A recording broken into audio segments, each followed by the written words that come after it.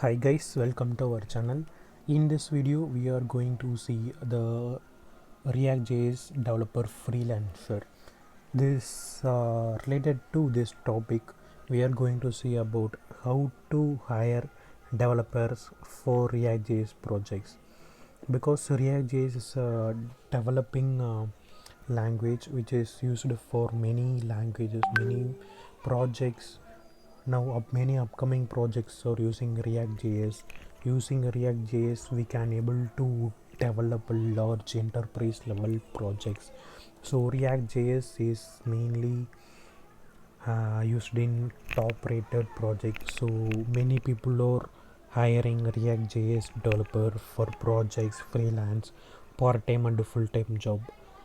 In that people can search freelancer through LinkedIn and Naukri.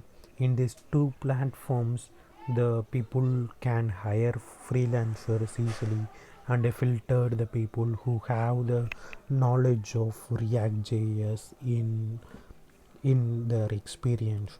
So you can use the power of LinkedIn and Naukri to search the people.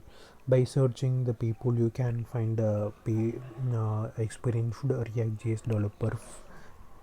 developers, and you can use them for your projects level.